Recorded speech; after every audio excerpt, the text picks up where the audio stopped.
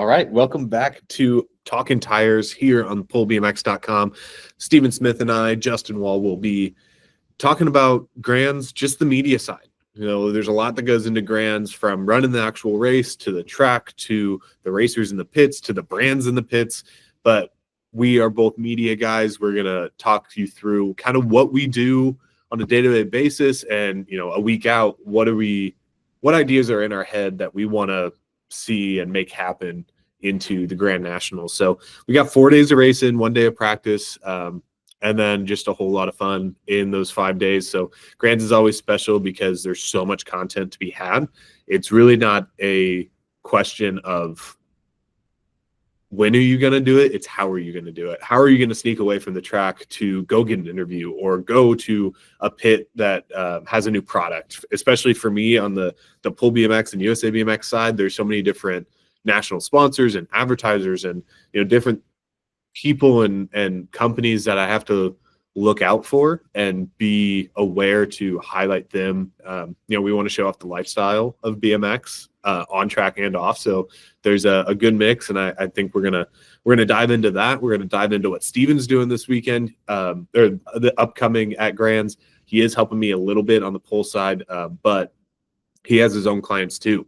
He's an integral part of the Tangent content story, as well as just his different clients that he shoots for on a freestyle side. So we're excited to bring it to you, and hopefully you enjoy.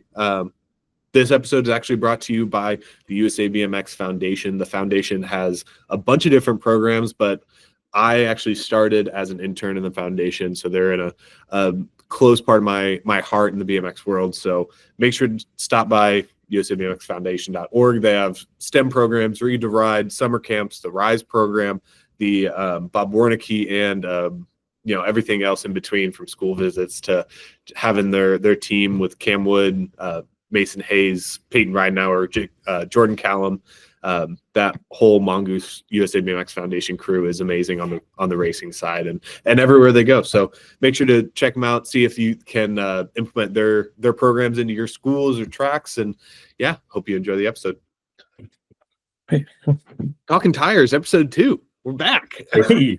Yeah, man. I mean, we got eight days until Grands. When this is released, it'll be 7 days, just a week until we're racing in Tulsa. So for us, that's kind of, I mean, for everybody it's daunting, but for us there's a lot to be done, a lot of hours in that building here coming up. What do you, apart from, you know, helping me out on the media side, what do you got going on? Who are you shooting for? What are your kind of focuses at Grands? So I've had this conversation a couple times in the last few weeks or so, and I know I've talked to you about some of these things, but like I've had a really heavy year, and so it's like made me really about reevaluate kind of where I'm at in BMX and things. So I'm not being as proactive going into Grands this year. I've got the usual Grands stuff that I've always got with Tangent, where I'm covering for them and the team, some social stuff for that, kind of whatever you need when we get there, because everything changes day of, and like, you know, like the shot list of like these are the people going in for the title changes when somebody goes out in the quarter. Right. So we're always on our toes. So there's that. I'm going to be doing my usual thing where I try to document as much as I can for people and have that available if I can. But yeah, nothing too out of the ordinary for me. Kind of the same thing going into Grands. I don't know why, but maybe it's because I can drive this year. That's all for me. Maybe it's I'm more excited going into the week and excited for everything that it's going to be than maybe previous years where I've felt a little bit like apprehensive and like, oh man, this is going to be a long week again. I'm not ready for it. So like I'm feeling better prepared this year. Nice. Yeah. Well, and before we jump into like what about the track we're excited to shoot and kind of what we're hoping to accomplish, I shoot with a Canon R7, usually with or R3, sorry. There's a 7 on my desk right here. So Canon R3 with a 24 to 105 lens, and then the long lens 200 to 400. Also the 50 mil. I've done all the track build with just the 50 mil. little lighter weight to carry around from bouncing back and forth from the office and the expo, but I've been loving that look. You shoot with an R5, correct? Yes. Yeah, I switched, I guess, a couple years now from Nikon to Canon. And in that switch, I lost like the 50 I had and some of the other freedoms I had in that, but I've kind of built back a similar kit. So you were saying the 24 to 70 or 24 to 105 was 24 105. Okay. And then the 200 wow, sorry, you just said it, and I know that we've been over this hundreds of times.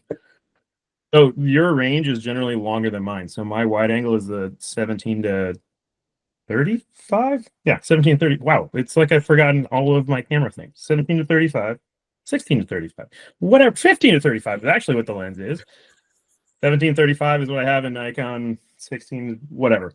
Anyway, so I've got the wider version of the wide angles, and then my longer lens is a 70 to 200. I do have a little bit of freedom, and without getting too camera nerdy, I can go into a crop sensor mode and get a similar resolution image that you do, and then get more of that effective distance in my end image because I have more pixels to work with the crop in a little bit better. So that's what makes things a little bit more convenient for me, because the lens is a little bit faster and easier to shoot indoors. So that's what keeps me in that little range there. Yeah, and I think I'm gonna steal your idea of renting a lens from you. Rented that lens at the World Cup and you fell in love with it. I mean, you were crying, damn near crying over the thing when you had to turn it back in. But yeah, I mean, you were standing next to me when I first walked out there with it, and I think I took 4 frames and turned to you and just like, oh man, I screwed up. This is really, really nice. Yeah, one of the guys that I've gotten to know on the Crankworks media side of things, he's pretty much only got a bag of primes, and he's like, dude, like we can go a lot of places. We can put our feet in different places, so you can get this beautiful look. Got to spend a lot of money, but man, you brought up the 50 again, and I was jealous of the one you already have. And if you're gonna rent another one, I'm so jealous of stuff. So yeah, and on the USA BMX side, we dude. both were. Oh, we're both wearing the Lux shirts. Oh, sick. Nice. Yeah, they're gonna be. They probably won't see it, but yeah, we'll make sure to tag them. I'll tag them. That's on my side. I've just been given the lenses that Gork and Gmo and those guys have been shooting with for a while. Really, I just changed the body and got an adapter. So I really haven't had the opportunity to mess with different lenses or try the R series lenses that actually go with that body. But dude, I mean, from last year was my first year with the R3, and now this year a full season of it going into Grands. I'm stoked for what I can do. Like, yeah, I had a conversation with how your progress has kind of made me less relevant in this sport. But like, and I just, hey man, it's true. It's a whole can of worms. But anyway, you've made a lot of progress in the time that I've shared with you on the infield and stuff like that, and we joke about it more than anything being serious, but like you really have gotten really good, and so it makes my job tougher to try to stay ahead of you and be like, okay, well, what's he got figured out? Let me go bend the rules and like see what I can, like, not bend the rules, but like push the like traditional like perspectives and stuff. So you keep me on my toes, but you're coming quick. So yeah, and that's I'm glad you brought that up, because that's a fun part of Grands too. Of like, this year we have 16 vests claimed. So I think out of the 16, 6 are mainly video doing social stuff for different people's YouTube channels or their pages, but then the rest are photo and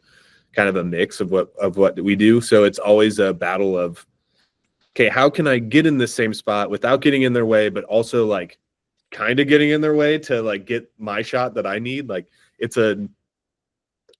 obviously the media tent you'd like it to be a fully, shared workspace and creative space that we can all kind of bounce ideas off each other. And we do, but like there is that competitiveness because a lot of the people in the media tent are racers or they've been competitive and now they're in the media side still competitive. So yeah, it's a really fun dynamic in there. And honestly, something that I don't think a lot of people recognize because we don't get to have a media tent very often. Like the Grands is the only thing in the US that has it.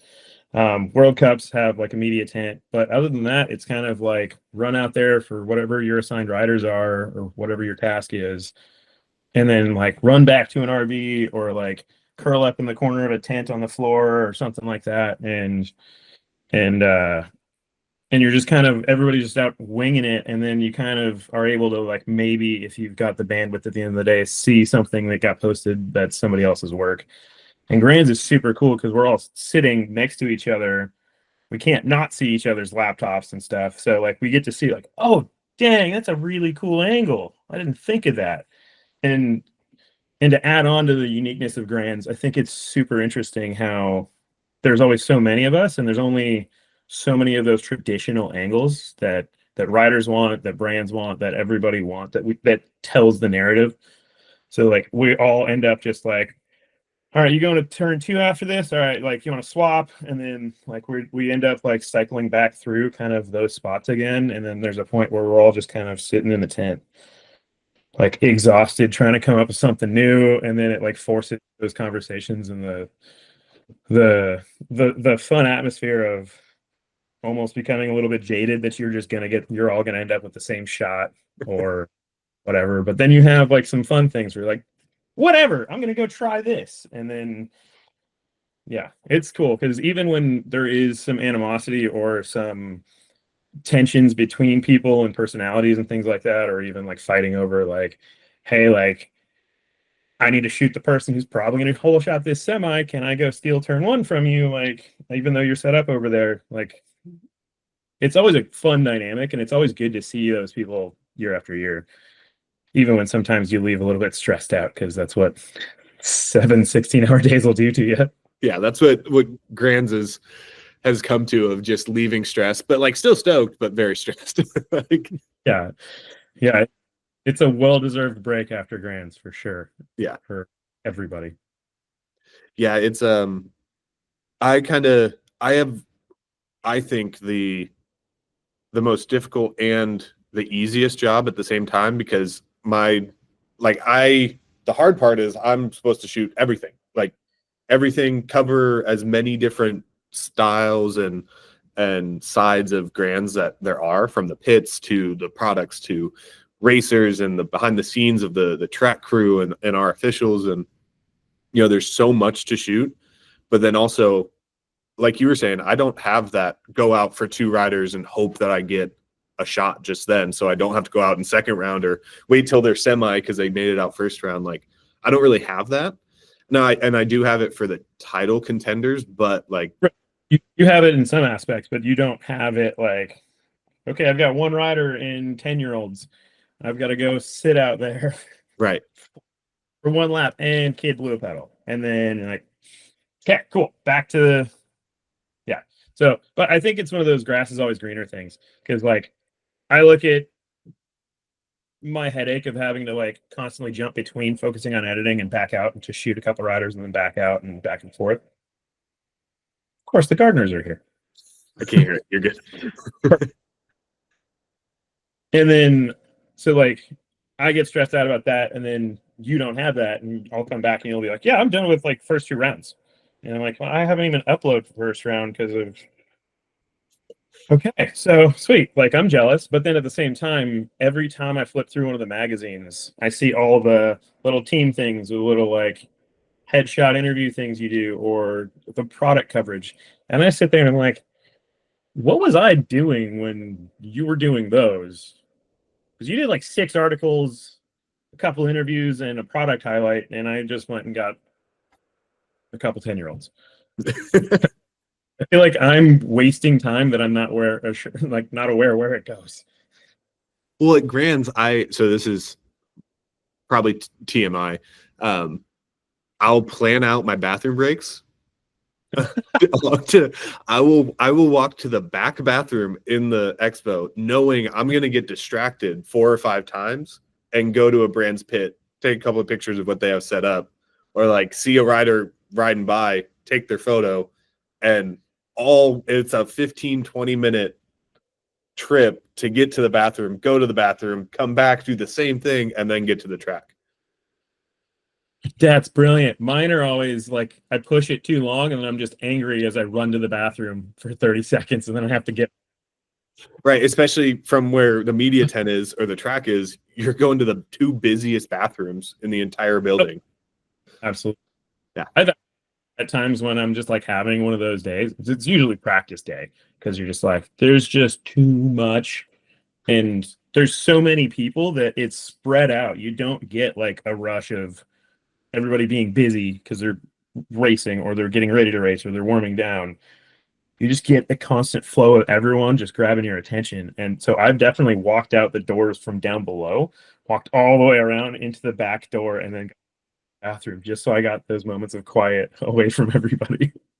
Yeah, and I always forget how good fresh air feels in Grants. Yeah. Like not even That cold I need to breathe. It's just like, oh my gosh, there's outside. too every year. What was that?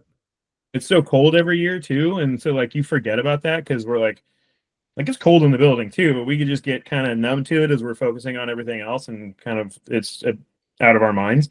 And then that first step out the door, you just hit with a wall of like, oh, oh, nature. Okay. And then you look out to just a sea of asphalt and buildings, and it's not really nature, but it's a lot closer. So Yeah.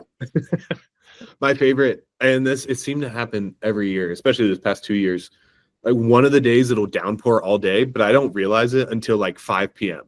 Like yeah, because we get there so early, we are on track or like not around a door. And then I go to the bathroom once and I'm like, oh, when has it been raining? Like, yeah, and then you're talking to the cleaning crew if you can get some extra trash bags so you can make a poncho to run to the car. exactly. So many have done that.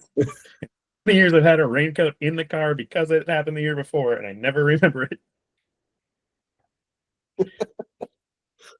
All right. Well, let's get into the track. The How much is going to be like seen to the public as we release this? all of it.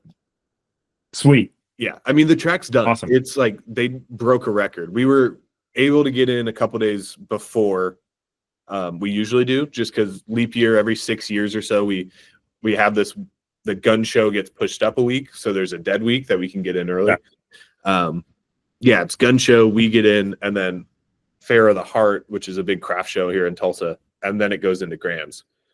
So gun show being pushed up, we got in a week, got all of our stuff in. Now all the old ladies get to come in and sell their trinkets and crafts. So I think I thought there was a trade show, and then the Fair of the Heart thing always sounds like a concert to me. it does sound like a concert, doesn't it? But I honestly think it's one of those things where I never put enough thought into it in the first place that I never even considered connecting those two dots. It was just like, oh yeah, there's a thing, and I've already ignored the rest of the sentence. You were thinking shot to the heart? Shot to the heart. Yeah, okay.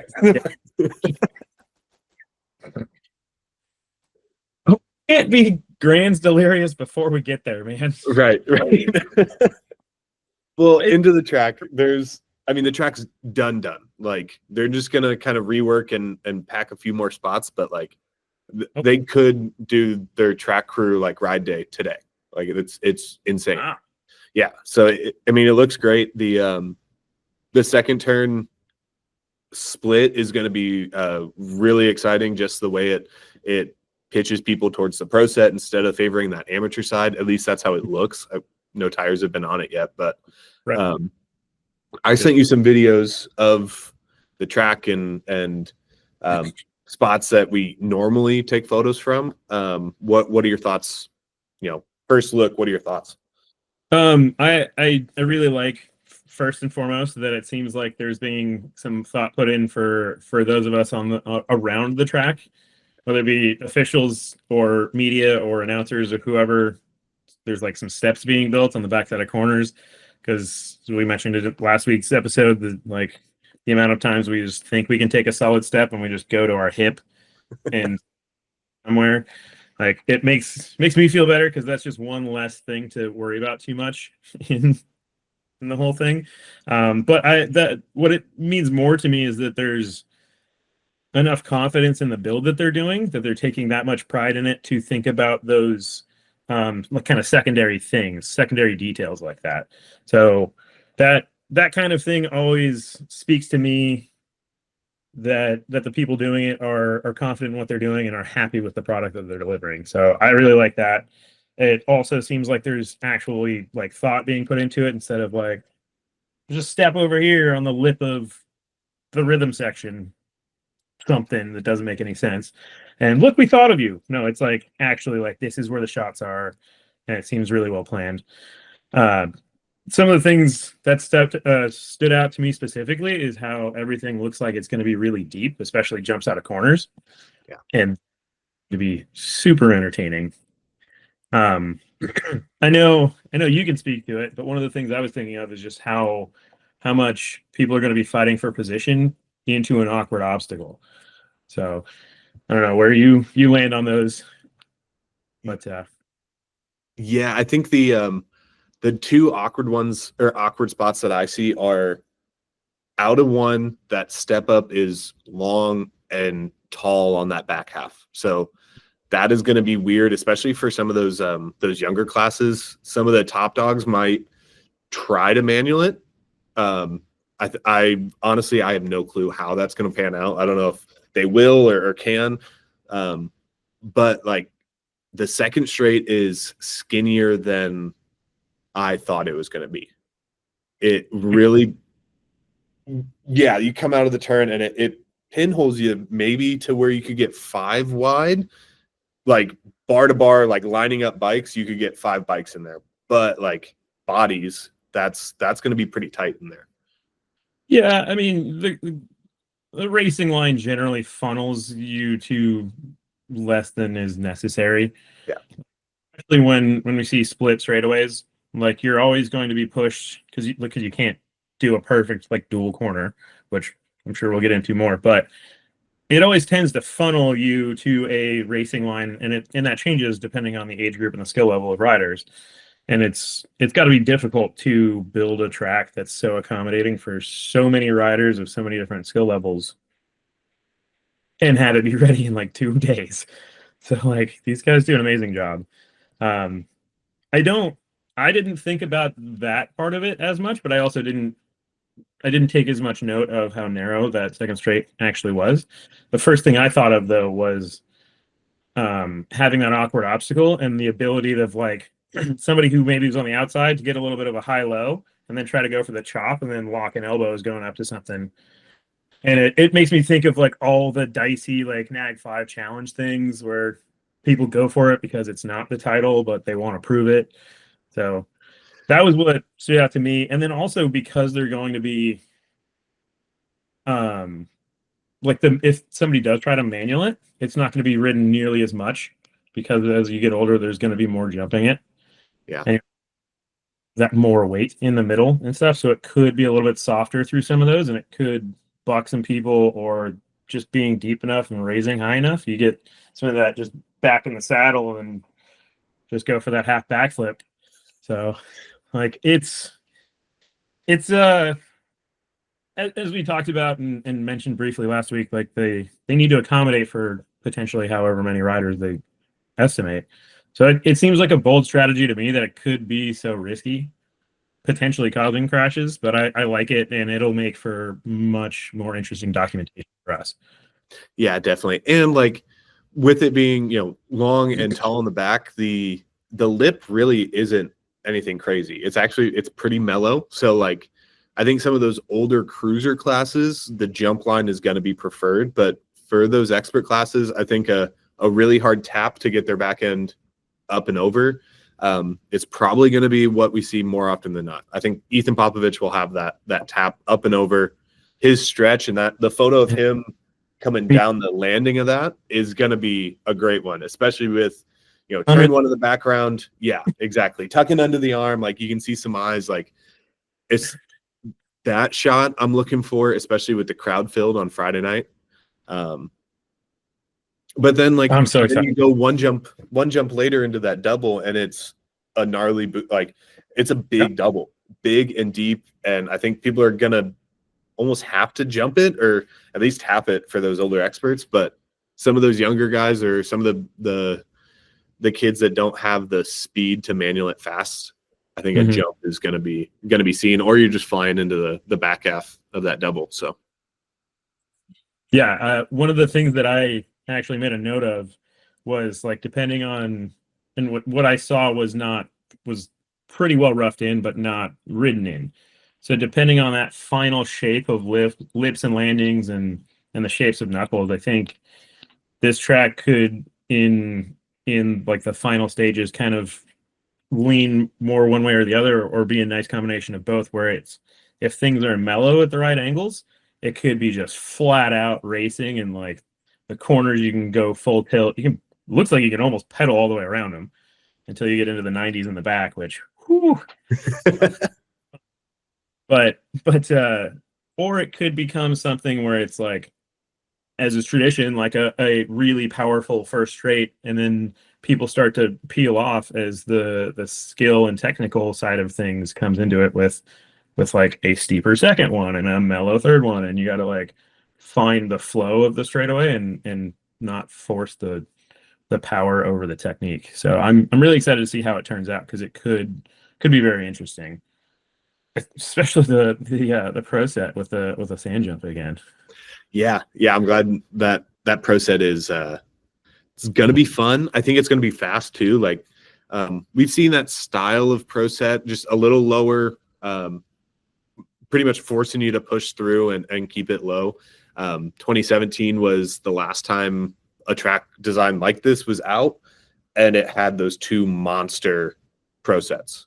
I remember. Yeah, exactly. So like, and those were just booters. Anyone that wanted to try it during practice, or even if it was, a 14x in a race lap, you would have to sky it to get over it. That's not going to be the case this year, I don't think.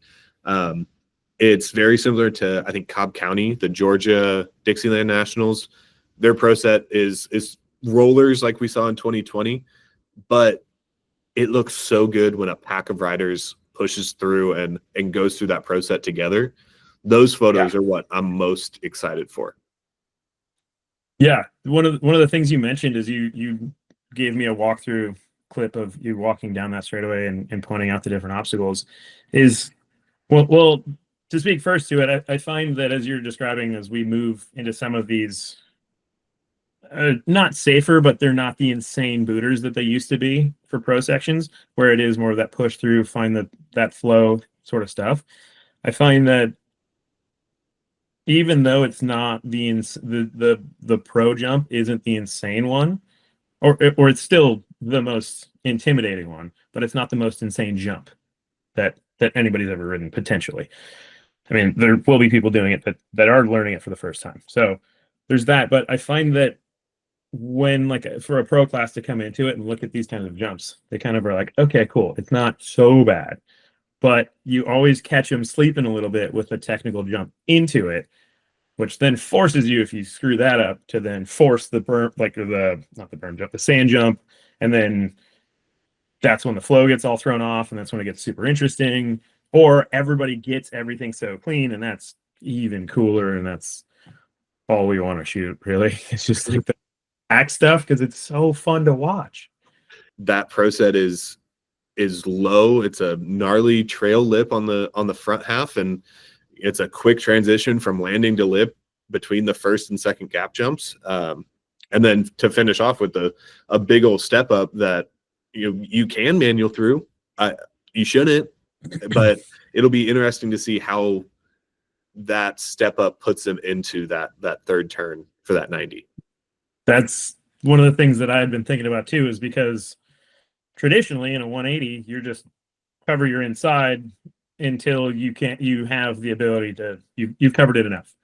And there's nothing you can do in a 90 if you're half a bike ahead of somebody they can see what you're doing and they can set you up, and they're just along for the ride.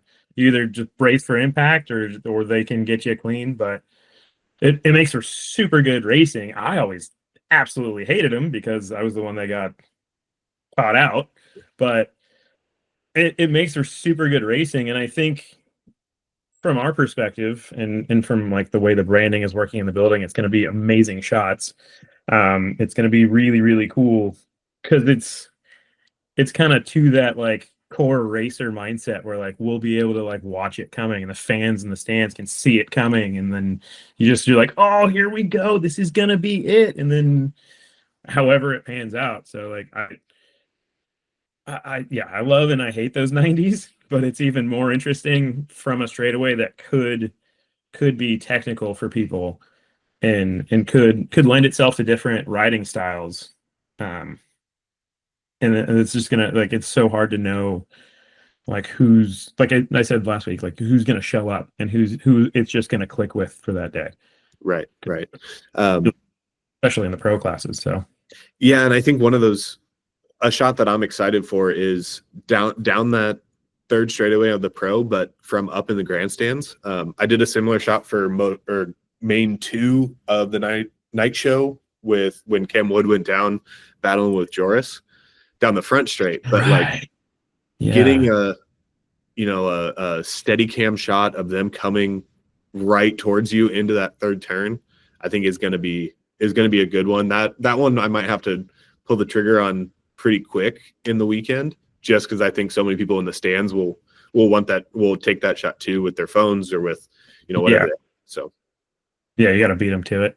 Yeah. That's one of the downsides to us, is having to get that turnaround, or having to have some of those more creative ideas before somebody else sees it.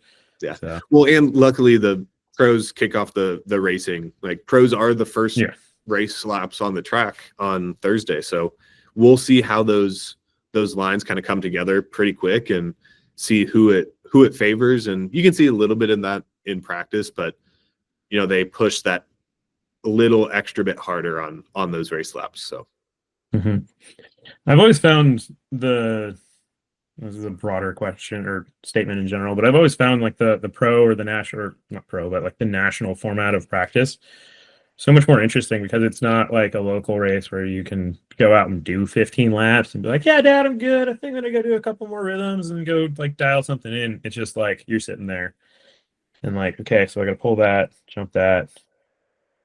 Oh wait, what did he do? That was fast. So like you got to be ready to try your lines before you put tires on the track. And the pros even more so, even though they kind of do their own thing and kind of bounce around the infield. Like you can start to see as the practice goes on who's not figured out a jump, or who's trying to unlock something, and stuff like that. So it's really cool to watch and see. And I think this will be an interesting one, because the corners leave so much freedom for different lines going in, that you either got to like just be out, or you've got to be ready or see something coming so you can make the move when it presents itself. Yeah, and the stretch to the finish line is going to start over that sand jump for a lot of these main events. Like even for the semis, like you're going to set yourself up over that second gap jump for not only the third turn, but that fourth straight and fourth turn, to try to be, find that, that X move through to get in front of the rider in front of you, or just to defend, like try to catch a glimpse of someone over your right shoulder. Like, well, yeah, and I think that's an interesting thing too with this layout. Like sometimes you see a much quicker, like 90-90 setup. Like I think like San Diego has a good one where there's a jump in between, but it's kind of, you have to force yourself to draw out a line. And this is spread out just enough that I think we might be able to see some people who prepare for it correctly and are able to adapt either side of that, and maybe give up the spot going into the first one to set themselves up to take that back in the second one. So if you're a really pack rider, like the racecraft is kind of your thing, it could be really interesting to see how people play that to their advantage. Yeah, and that fourth straight is identical to the two doubles that we saw in SoCal. For anyone that raced that race, that second straight was a small double, big double. Obviously, it went into a step triple, but yeah, in between those two 90s are just that small double, little double. They come quick. So if you're, a rider that took the AM set and you're trying to get around the, Chris Felker, who just like cruised through pro, there is a shot to go wide inside and then push him up in that fourth. So sorry, Chris, I didn't want to call you out like that and call the shot. Right. I was about to call Cutter out as not being one of those that can catch a backside after Rotorua. Love you, Cutter. Now he just found out about the other episode, so now he's going to be listening. So that's perfect. But yeah, man, what through the track, are there any photo spots that you're excited for? Like, and exactly like what, do you have one that you have a racer in mind or a class in mind for them? So, sometimes yes. Like an EPOP thing where like, somebody has got an over exaggerated sounds almost negative, but like is a bigger presence on the bike and moves more. So like EPOP, like we were talking, coming over one of those knuckles will be like really tucked. So he's going to be a good one because he's always so stylish. I have a shot from a few years ago of when we did the 180, and then like 90 or over 90. And that 90-ish presented a really good angle to get your lights to light up the rider and the face of the corner. But the position you had to be in to be anywhere safe, because that corner kind of similar to turn 2 here kind of had the racing line that kind of pushes you one way, and then you had to choose to come over the knuckle a little bit and down. But what that creates is the ability to get your light in and on the rider and then have it drop on the foreground and frame that corner of the shot. I have one of Romain and his Alpine Stars, red, white, and blue, and like it wasn't even that particularly good of a lap for him, but like it just clicked for that photo. And so like I have photos that I base things off of, or I see similarities, and that's where I'll take like that foreground concept and bring it to this or stuff like that. So I kind of look at it like building blocks and how can I combine these things. At the same time, like we know there's going to be that Tulsa shot. There's going to be some of that. You mentioned that you said that or you think of the windows as being like one of the most iconic things of that building. For me, when I think about shooting in that building, and not necessarily just of the building, but shooting in it specifically, what's iconic to me is the just rows of lights that go forever over the stands. And I like getting those shots up and into that. So I think that second straight could be really cool for that, because you'll be shooting the long way down the building with the stands in the background. And yeah, if I'm not mistaken, that second straight is super close to being dead center in the building. Like it might be a couple feet off to where if you're shooting on the first straight side of that straight, you're gonna have the illusion of being dead center in those lights. Interesting. Okay. Huh. And you can play with that a little bit too, depending on how wide your lens is and things like that. And camera trickery. Yeah. Oh, where's the stage going to be at? It's going to be the same place as last year. So in that at the bottom of the ramp. Yeah, down at the bottom of the ramp. They might be pushing it over a little bit, but I know the timing scores setup and booth are going to be down there as kind of an easy access for people that are going towards their lap and want to check or have any questions or anything like that. So yeah, so planning ahead. Yeah, I'm right. Something I haven't talked about since we released it on social of, dude, we got a bike given away for this year for the titles. So we have those stage 2 e-motos. Oh yeah. Yeah. So Billy Griggs works at Razor and has jumped into the product and development side of stage 2 also. I'm sure people have seen him from Barry has a couple. He's going to have a whole fleet after this year, it seems like. I've been looking into him too. I have too. I don't want to pull the trigger so bad. I might steal Barry's instead. He's got enough. Yeah. We'll just go to Barry's place and then just slow fade back to this side of the country. Right. The but yeah, we have like an awesome prize given away on top of, cash and the silver cups and everything. But that's just going to be another added flavor to those national stage photos. And that kind of segues us into the national stage, completely different shots from what we're taking all week long. Like we go full flash photography, like fighting the dark, and then over to the stage with lights. And as you're running, you're trying to switch your settings into like to go up and take a photo right away. Yeah, are you excited for that fence jump this year? No, man. Every year I'm getting older. That fence is taller every year. Yeah. For people who don't know, 3-4 times throughout the weekend, you'll see Steven and I sprinting from this year. It's going to be Third Straight. You're going to see us sprinting from Third Straight across the track, yelling at people on the fence line to split, like part ways, part the Red Seas, and us praying that we get enough of a jump that we make it over the fence. And then fight through the crowd, get to another fence to jump over for the stage and get in the photo corral. And then like try to catch our breath as we're like shaking, trying to take this photo. Yeah. So thank you for reminding me. I've like romanticized this sprint, and it's not always from the same spot because we're rotating around for different shots throughout the night show, but we have not much time to get from wherever we are, probably move our lights to wherever we're going good enough that we might be able to just run back and catch the shot.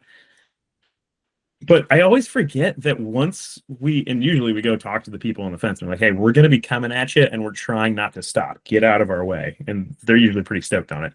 But I always forget about as soon as we clear the fence, then we got to fight a crowd that isn't looking at us, that doesn't care that we're coming, that doesn't want to give up their space because it's just like fighting through like a national practice anyway. And then there is another fence. And there's been a couple times where I'm losing steam as I'm getting through that crowd, and I'm just like, I'm just gonna go around over by the stairs and come back into.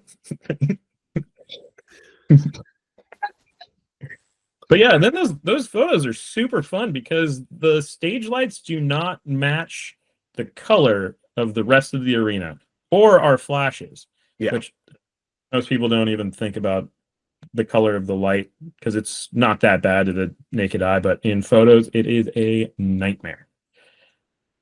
It is. That arena is exponentially orange, at least for me. Like I have, it's gotten better. They've started replacing the lights with more consistent. I think they've been moving towards LEDs.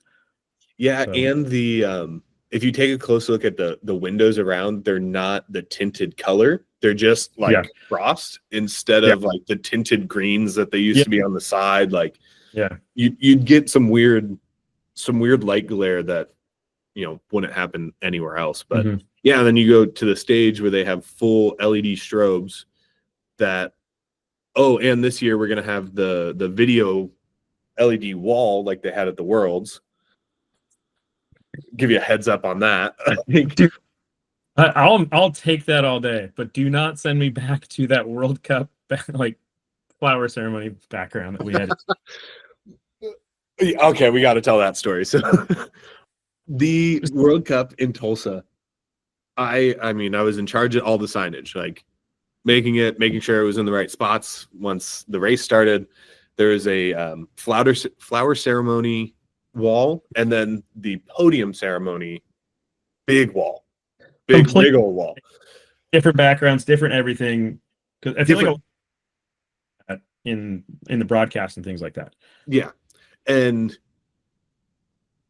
we spent 4-5 hours jerry rigging this like wooden structure to this flimsy coroplast design that I made for some reason.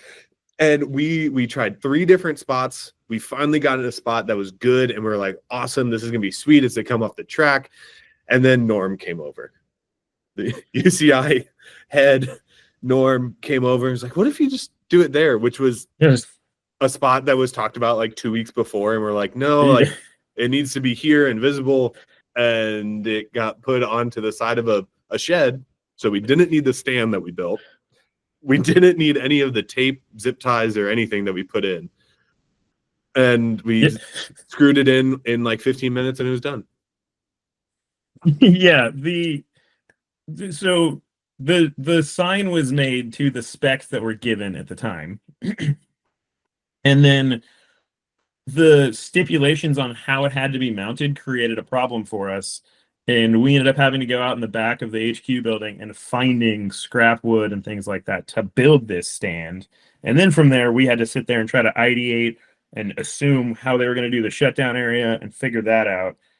And like the first thing in the morning that was suggested was like, do we need to build this stand, or can we just drill it into the wall over here? And we're like, no, like there's no way they would go for that. Like it's not what the specs say. It has to be this thing. So we go and J-rig this whole thing together, and then Norm rolls over at like 2 p.m. after we spent our entire day doing this, and he's like, "Oh no, yeah, sorry about that. Just drill it into that wall over there. It'll be fine." Completely opposite from their spec sheet that they gave us. And then, okay, we got that done. Fine. Let's move on to the next project. The 30 by 40 podium wall that was also made out of coroplast that I duct taped together, and I was like, sick, this is just going to stand up and be perfect. No, coroplast is flimsy. Yeah, it's the wind that you got there between the building and the track. Yeah, so it went from like horse grate, like walls that we had left over, and then at the end of it, we just ended up putting freestyle ramps on the back of it and zip tying it and just like praying it was fine. It was the most jerry-rigged podium backdrop I'm sure the World Cup series has ever seen. But it was the most to spec. It was exactly to spec. Because it was the exact through photos after that and was like, none of these are on chloroplast. None of this is. Yeah. We just had to do. I think every other World Cup used vinyl or mesh or something like that. Yeah. But in the spec sheet, it says coroplast. And I damned if you didn't get coroplast at that World Cup. Was that a stick joke on us, or did everybody just do what they wanted and then they showed up and UCI was like, whatever. I have no clue. But yeah, if you go through the World Cup album on our photo site, there's like 2 shots that show the back of that at the podium ceremony. Oh. It's like the entire time. I even like told the video guys like, hey, don't show that. That's just an ugly glob of stuff to keep this wall up. Nothing. Perfect. And then one of my own shots showed it. My personal favorite was because I was off to the side a little bit from the podium and lower from the stage. I think you were up on the stage for a while and then you shifted too. But I loved seeing the riders as they got kind of hustled over there to like prepare to go up on stage, and seeing them at like around the corner and just being like, what the hell is going on over here? The realization that like, this is like wire cable 2x4s and freestyle ramps. Like, what have these guys got going on? Yeah. Anyway. Yeah, just some real PTSD there. Really, it's a stressful environment being involved in this stuff because none of it is like life and death. Mm-mm. But it all feels life and death. Like, gotta get to the stage. About to die jumping over this fence. Gotta go get, I don't know, whatever award it is that we can get one photo of and probably be fine because there's no reason for us to shoot 75 of it. But we're always going to hustle over to it. We're going to do it anyway because we're not paying for film anymore. Right. Yeah, it is that's what I've had to check myself on throughout this entire year of like, at the end of the day, it's kids on bikes. Yes, we want, to be successful and wanted to have a good image, but like end of the day, it's just riding around a track, having fun, being a little competitive. It's fine. Yeah, that was my entire like a pro career was letting people know that we weren't going to the Olympics. We were racing for $300. That's Except so painful, dude. That's like, oh, you're right, Steven. Oh no.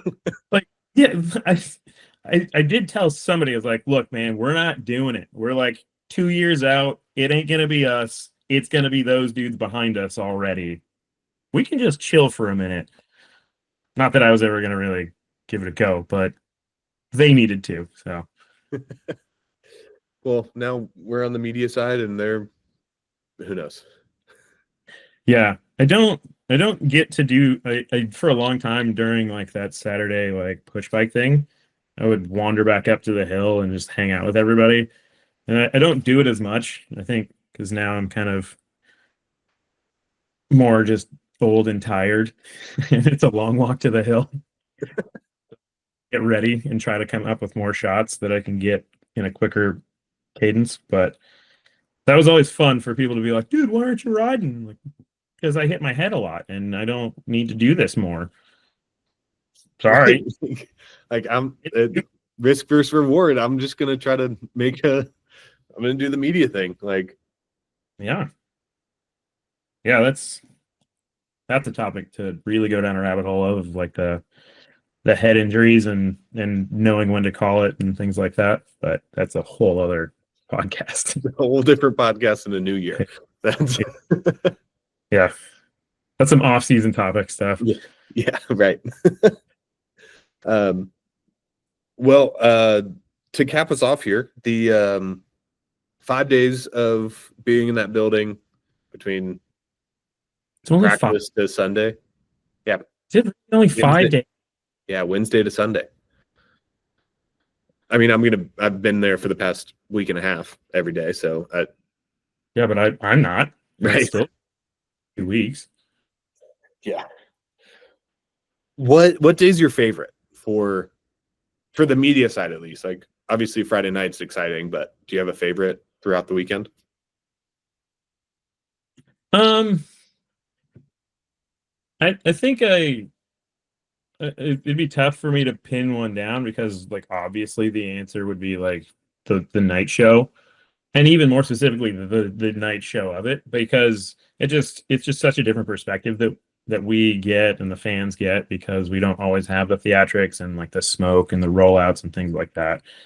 But also there's like, in the production of the show, it creates so much hype that, like, as we're standing there on the infield in the dark, or the fans are in the stands in the dark, we're like getting chills, as it's like, oh, this is my friend who's getting a rollout right now. Like, this is it. Here we go.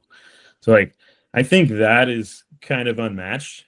But each day at Grands is so unique and different, because, like, practice day, people can ride 2 different practices and it's a completely different track. Sorry. My bad. Mom was calling. I thought I had silenced that. Oops. So like, each day is just different. Like, the Saturday is super stressful because everybody's kind of like nail biting about like how they're doing, if they're going to make it through. Sunday is a breath of relief and then stress as the day goes on.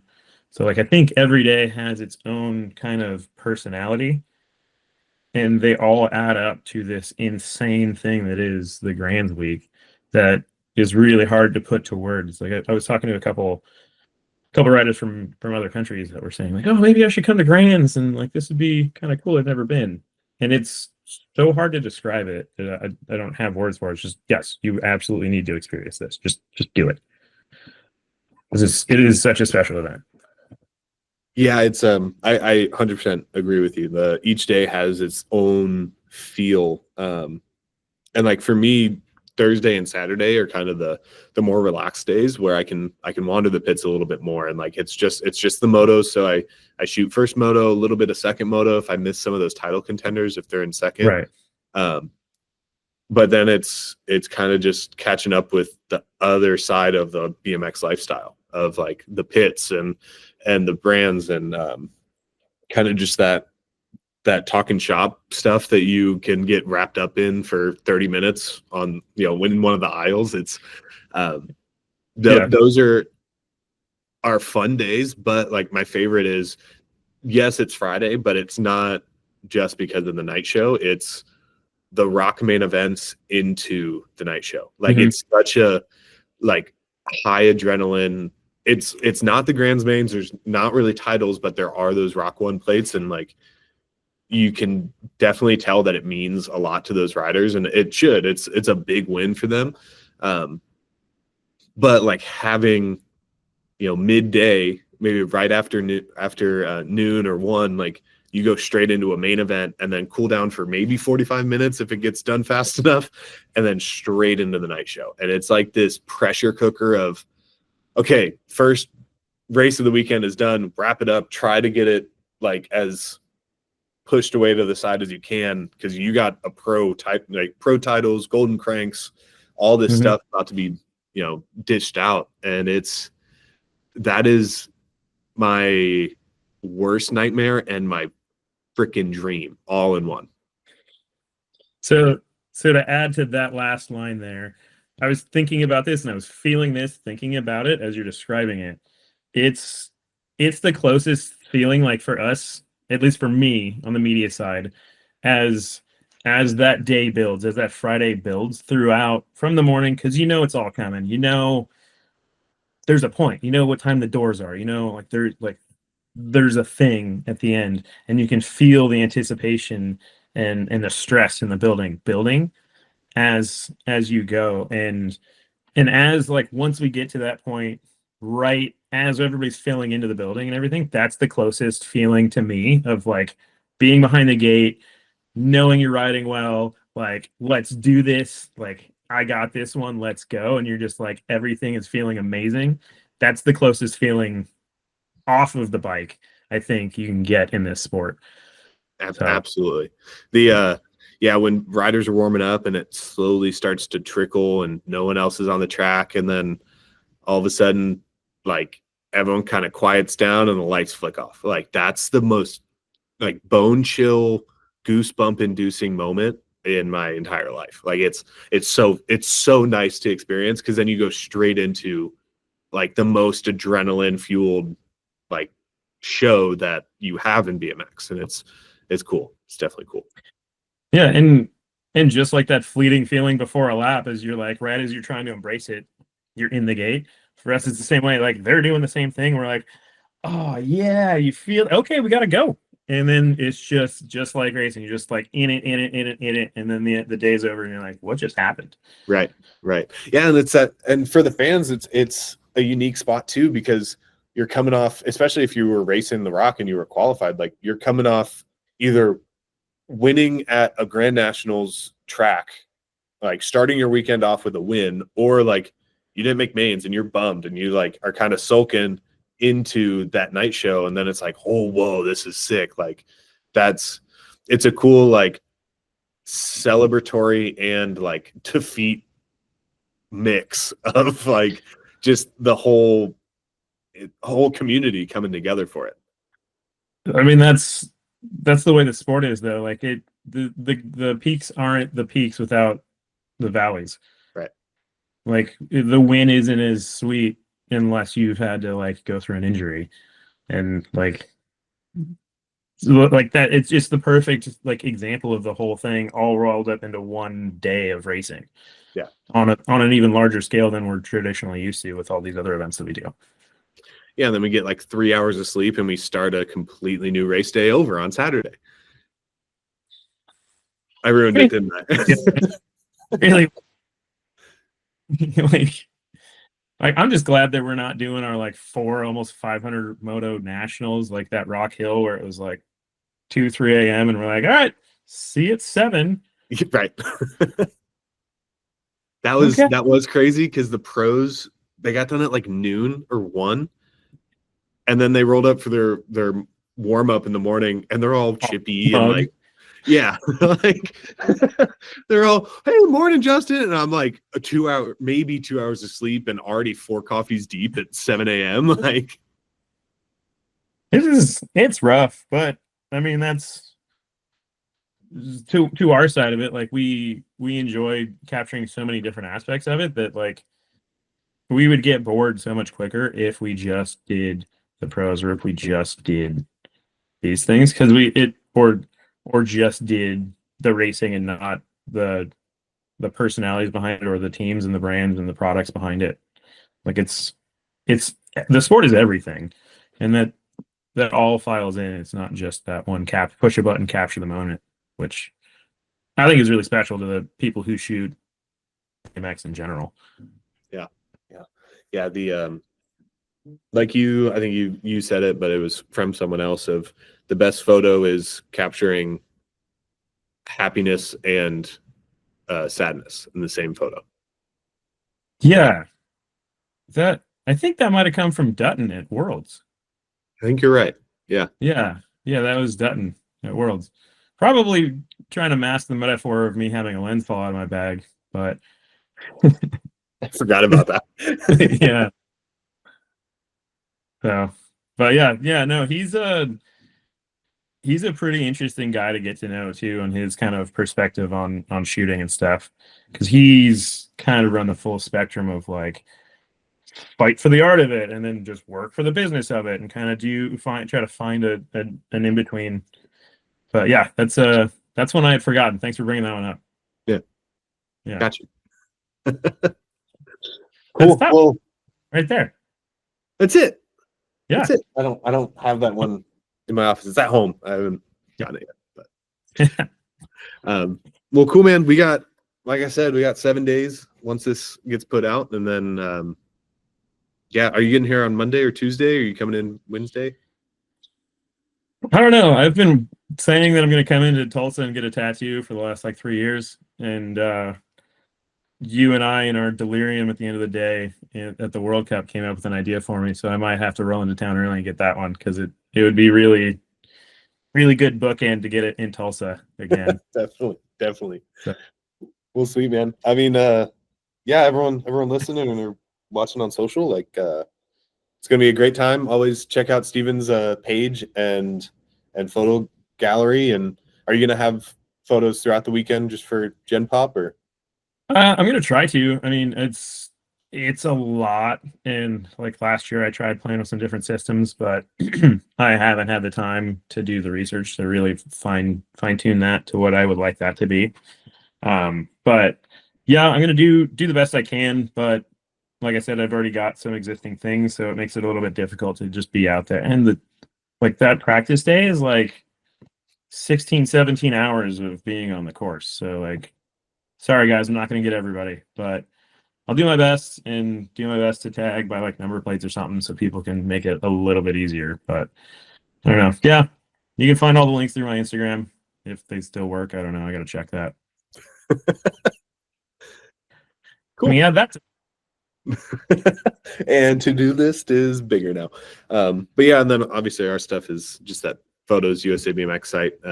We don't tag, so go over to Steven's first. He's a little easier, and then you can dig and dive through the photo album of USA BMX. So it's a trade-off. I don't know how you manage to get as much as you do, but yeah, that's the trade-off, and really the only thing that I was able to do to try to find a different angle from you. So that's fair. Well, cool, man. Excited to see you here in Tulsa. I'm sure we'll talk, but yeah. I'm excited for it. Sick. Bye, guys.